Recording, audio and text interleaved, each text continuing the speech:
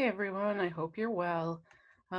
This tutorial is to cover a few things I noticed in review this week. I'm going to show you some fun things that you can do with your table of contents, which will teach you about tabbing. There are all sorts of interesting things you can do in there, in tabs.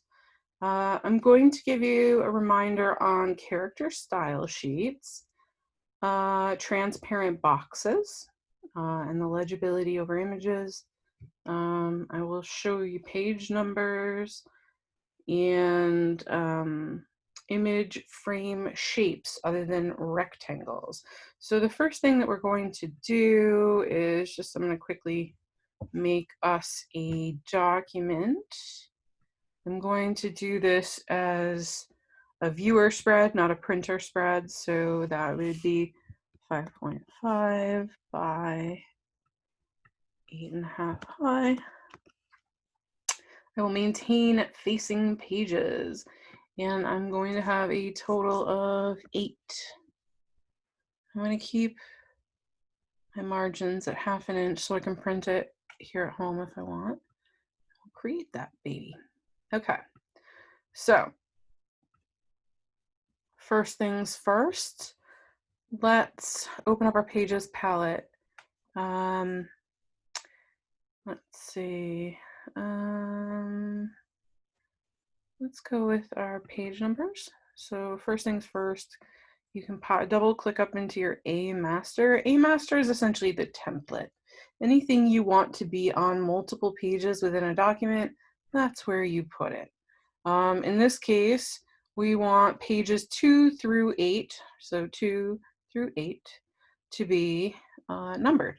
So the first thing we'll do though is double click onto the A master, create a text box, and then what you're going to do is go up to, let's see, I think it's type, insert special character. What we're going to do is under markers, you're going to see current page number. Select that. And it will pop up A. Now, wherever you want to put your page number, that's where you want to put that box or put that letter A. Okay. And then if you want to have some sort of interesting thing done to it, size, type, all of those things can be done right here. And then we would want to do the same thing basically on the other page. Now, if you think about this, think about how the page might be laid out. To do it on the outer edges is a pretty common thing to do because we flip through the pages from the corners in physical documents. So now let's see if that worked for me. Yay, look, there's page 1. Now, here's the thing. I don't want it on the cover. Cover is page 1. So what I'm going to do is I'm going to come up here under the master pages, which is this upper section up here. I'm going to take none, and I'm going to drag it right over top of page 1, the cover. Now you'll see it popped away. And if I scroll down, you'll see that it still is showing up on my other pages. I am definitely not in love with this, but it's fine for now. And so that's page numbers. The next thing we want to do is a table of contents. Now, table of contents typically is the second or the third page within a book or a document. It really depends on how big the page is. One thing I noticed a lot of you doing is giving table of contents its very own headline. And even giving it a whole page just to itself. I do love that. That being said, you don't have to give it such prominence per se. You definitely want to give a table of contents hierarchy, but in terms of the size of it, it can actually be quite kind of demure. So I'm going to just pop out of InDesign quickly and go get my documents. All right, so I'm going to just paste what I have. And now it looks like I copied all the things. So let me just grab what I really need, which is that stuff. Make a page, a little text box on this page. And what it's got, you'll see here, is pretty basic. I've got the name of the product I'm showing you how to make and the page number. And then the top is also sort of set up the same way. Now, what I want to show you here is tabbing and also kind of some of the hidden stuff. So I'm going to go up under type and I'm going to show my hidden characters. Now what that does is it shows me hard returns, it shows me spaces, it shows me tabs. And what I want to do for tabbing trickery is to put a tab in between each sort of section that I want to space out. Now you'll see as we go along, this is not going to be perfect. We just want a tab between the product and the page number. Okay. And keeping on the hidden characters at this point is just helpful to you. So now I've got all of these they've set in tabs and spaces between them. So why am I having you do this? Well, what we can do now is go under type and select tabs. When you open up tabs, this beautiful magical tool basically shows you exactly the size and shape and proximity of the box that you're working with, the text box.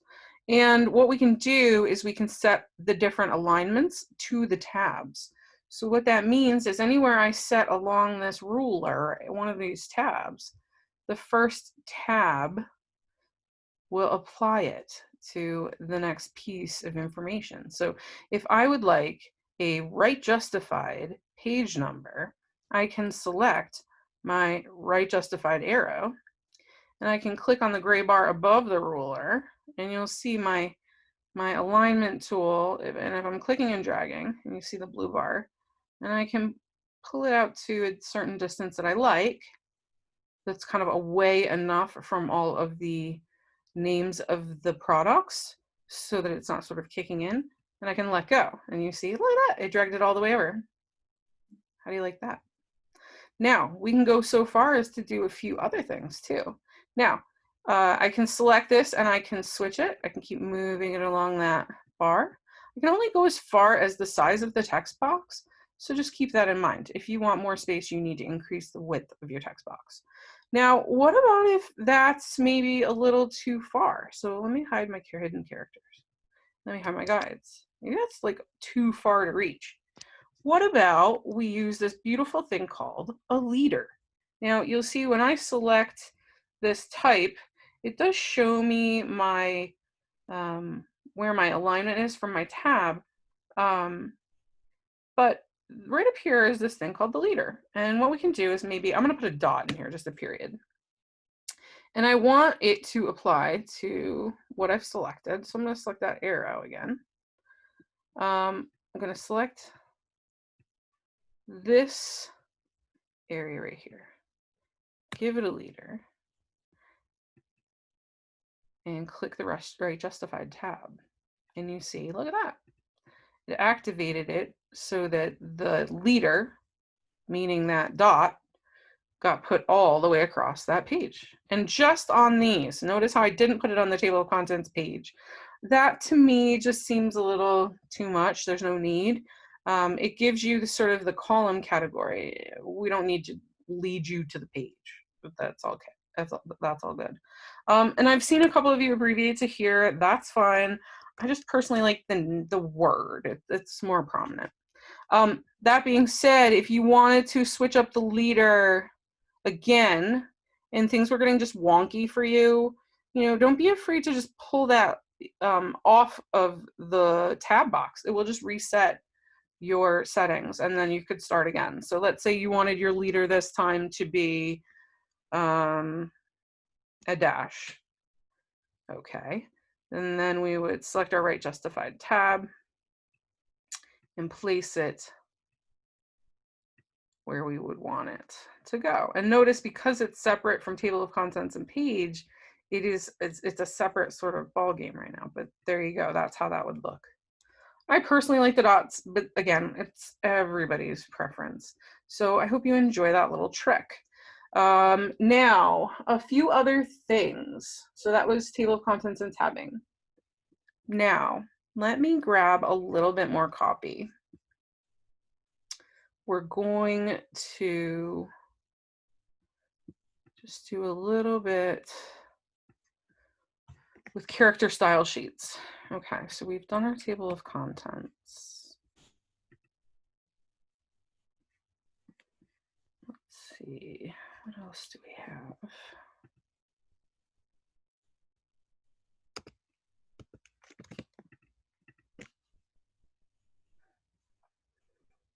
All right, let me open my coffee sampler.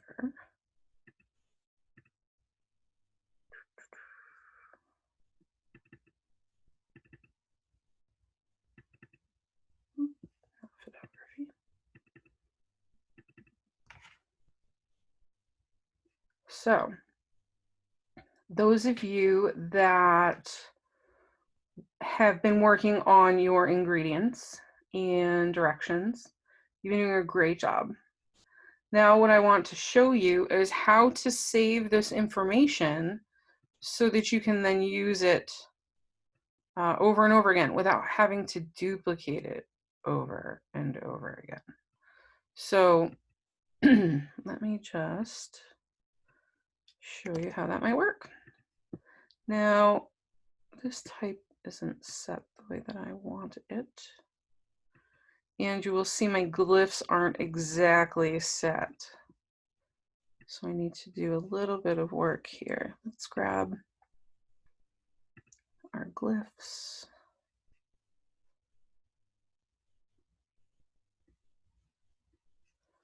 And we want the typeface, scallop, and we want a quarter and a half and another half. You see how that starts to take some space away from all of that, which is nice. It gives you room. So this one could even go shorter. It could go 1C. And that could be 1.5 cups water.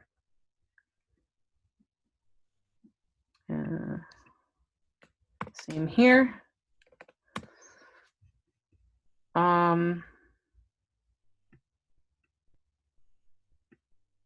This is sort of one of those things where, you know, if you have things in parentheses, if you have the ability to switch it to that typeface, to like an italic or something even smaller, perhaps you could do that. Now, I'm a big fan of keeping everything on one line, so maybe I would just want to keep it to finely ground. Same thing here, a cup of water or whatever you need for your pot. We're looking at it proportionally. So this can go here. Okay, so I have my ingredients. My directions still have some work to do, but the type itself, it is definitely the way that I like it.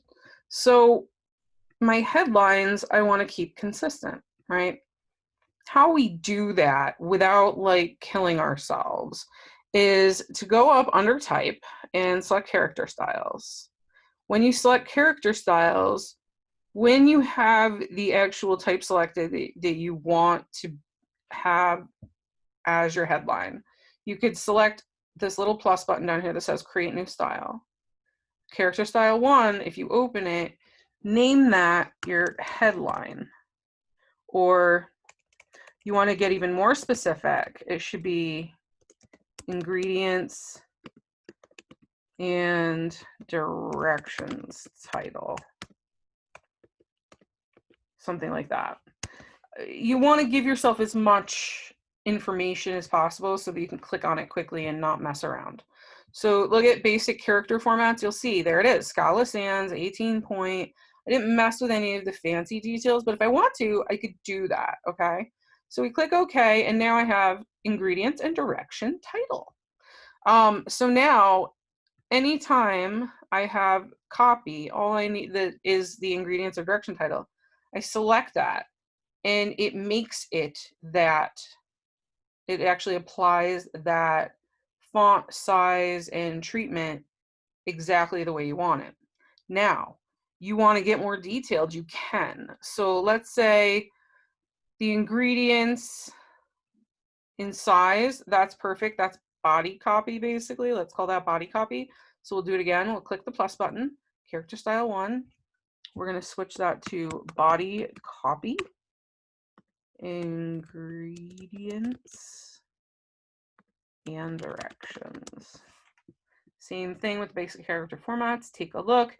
This one doesn't actually have a size, so I'm going to set the size to 12 for right now. See how that looks. All right, and now I have made a slight change there, so I'm going to select that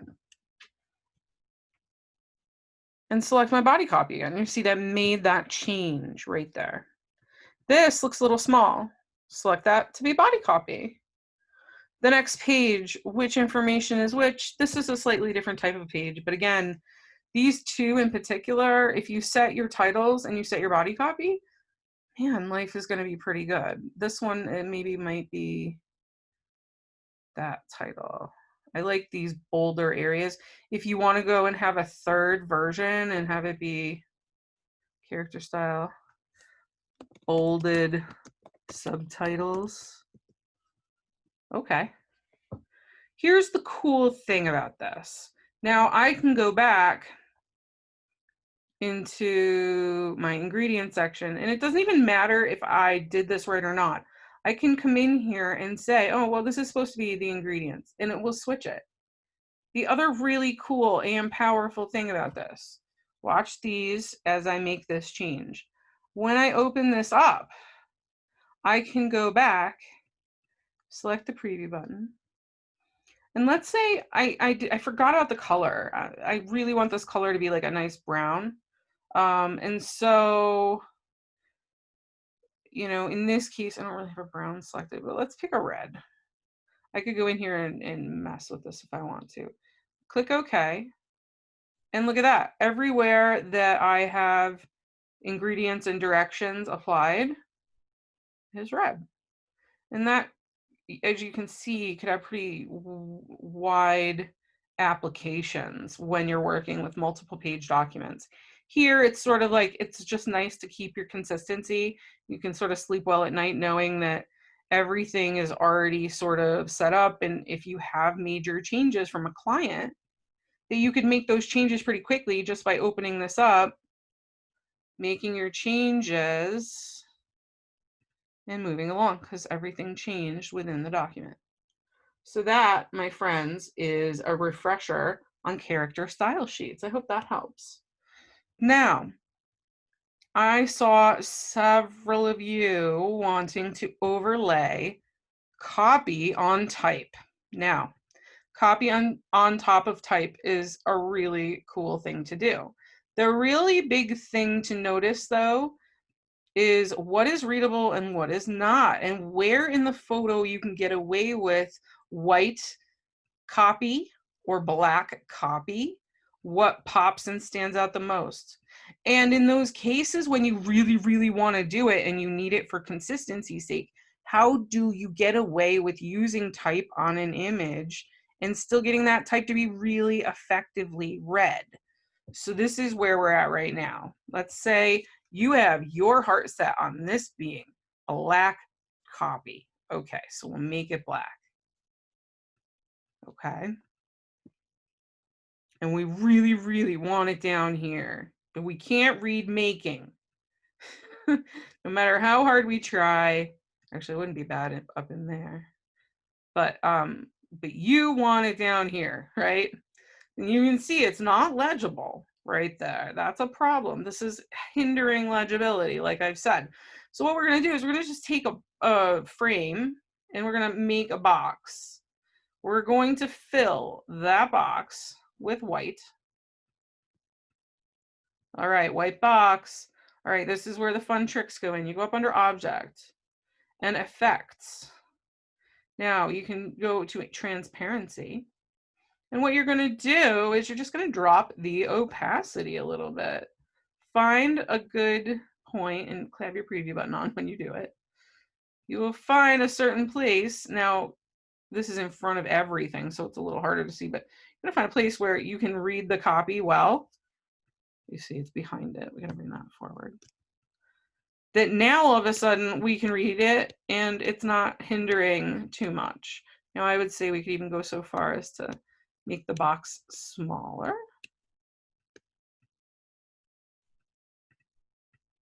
And then put that back in the same spot, and that works. Now, what if you don't like those edges? You don't like the sharp edges. Okay, fine. That's fine with me.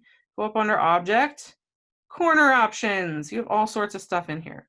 Look, I know it's here. Just because it's here doesn't mean it has to be used. There's a lot of subtlety here you can mess with. All right, you can make it really super round, like a little pill shape if you needed to. Or you just give it a really super subtle roundness. Or you could do some little funkier stuff. Go ahead, that's up to you. All right, that one looks like a little ticket almost. And you could, again, continue to drop the opacity to a place where there's very little of it, but I think right here is sort of pushing it. You could make it whiter as well, like really make it a solid color. That's entirely up to you. But that's something to keep in mind when you're putting type on an image. Make it, especially if you're doing body copy. Body copy just brings it to a whole different level. We might need to bring the opacity way up here to really get smaller copy like this per se to show up. You see what I'm saying? Even that, like I think it needs to probably be bumped up more in order for that to be legible over this image, okay? I hope that helps. So that is legibility over images with transparent boxes. Now, I did see a few folks working with primarily square images. Now I just showed you sort of the basics of messing with the edges on this box here. But what about if you want something more profound to happen to the shape? Well, there's a few ways of going about it. Let's say you want an ellipse. What you could do is go up under Object, and what you want to do is go down and under all the way to the bottom towards Convert Shape. And so right now the shape is a rectangle. We want it to be an ellipse. So we can select that and it will make it an ellipse for you.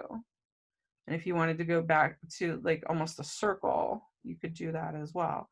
But it basically makes the shape for you. And then of course you still have to work with the frame and the image size that you have.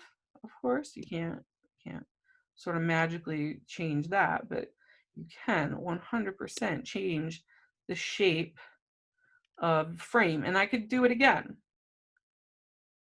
Let's say a triangle this time. Ta-da! All right.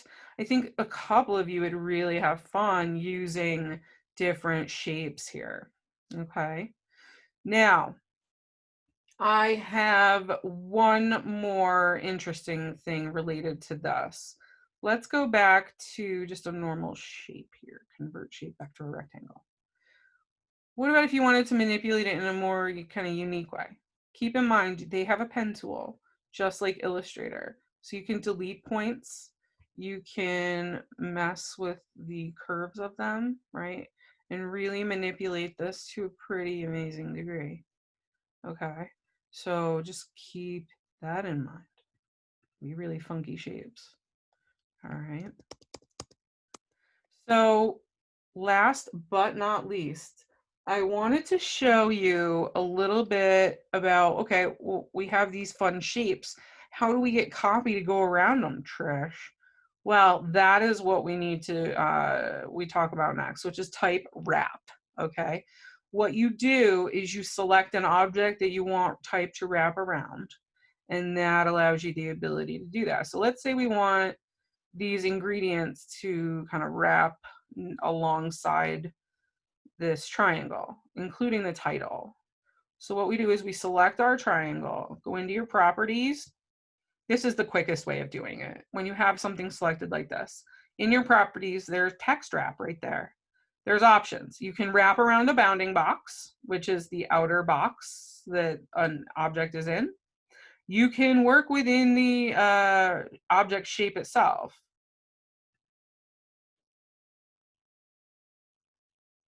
Oh, my computer's thinking. Come on. It's pretty close, but it's pulling the actual cappuccino, not the object itself. There we go. That was better. That text wrap did it better. Okay. You saw that second time we did that, that alignment went right to the triangle. And then what you can do from there, you see it's right along the edge. We don't want it that close. So we take a little bit at a time, you can create a border around it. And you decide how you want that to look, but that's how that's done, is in your text wrap. And again, text wrap is typically in your properties when you have an object selected. Okay. There you go. And of course I lost my type there, but that's how that would look. So type on a sheet. And if I switch the shape at this point, doesn't matter. That application of type wrap around the image applies. Now that's not as attractive necessarily as that really cool triangle was, but that's how that works. I hope it helps you on these projects that you have. They look awesome. If you see anything else that you want to learn, let me know. Ooh, last but not least, 2 columns. For those of you that have really long lists of ingredients or things like that, let me just show you something quick. There's nothing wrong with you taking and making the box that you, or the boxes that you have, make them 2 column. 2 column is available in the properties when you have a text box selected, all the way at the bottom under text frame, select it and change it to 2. And then you would have the ability to have many more things within a certain thickness of the area, right? And keeping and maintaining the width, which would then allow you a lot more space below for directions. All right. I hope that helped. Be well.